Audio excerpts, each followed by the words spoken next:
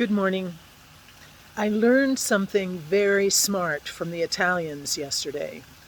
They have a saying, il dolce far niente, the sweetness of doing nothing.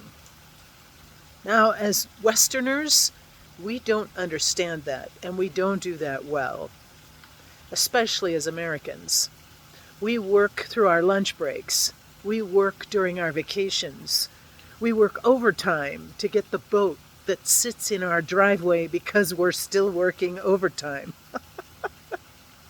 Hooray for the Italians and for every other culture that we can learn from that will tell us the value of doing nothing, the sweetness of doing nothing.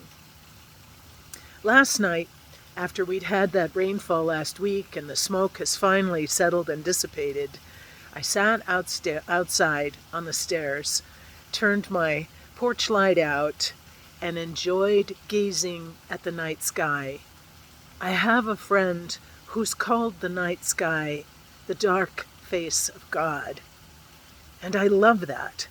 Looking at God from another angle, another perspective, viewing what can only be seen when the lights are out, when I'm not distracted by all that's around me when the sunlight is there. And last night, as I sat there on the back step, looking at the stars, I saw the constellations, I saw the galaxies, I even saw a satellite. I was struck by the quiet. I was struck by a deep sense of being loved. I didn't start my sitting there on the step with the sign of the cross. I wasn't thinking holy thoughts. I was just enjoying the immense beauty that God had put on display for me last night. Now, tonight, Monday night, they say that you can see Jupiter, that Jupiter is coming into view, and if you've got a set of binoculars and you're in a clear space, you will be able to see Jupiter. How wonderful to be able to sit tonight with God, enjoying and being amazed at what God has created. Seeing there Jupiter, the largest, the gas giant, right?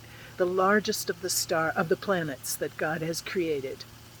And that God will be sitting there with me, before me in all that God's created, beside me and within me, being awed at the amazing beauty that is there in creation, that only exists because I did nothing, right? Nothing last night and nothing tonight. No set expectation of the value of time set aside, enjoying the beauty of creation in the company of the God who loves me.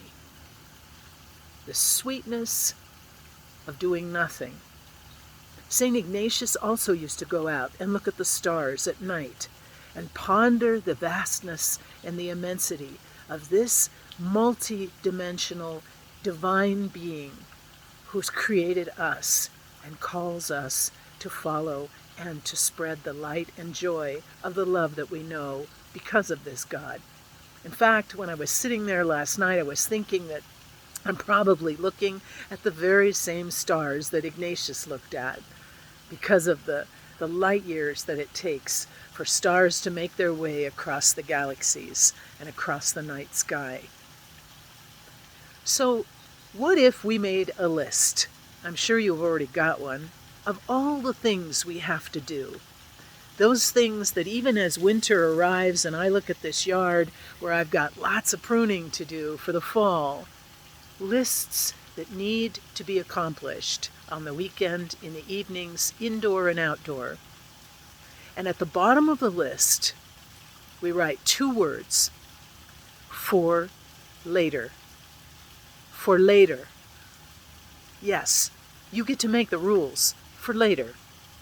And today, tonight, we spend time enjoying the sweetness of doing nothing, of doing absolutely nothing, so that we can ponder the greatness of the God who loves us.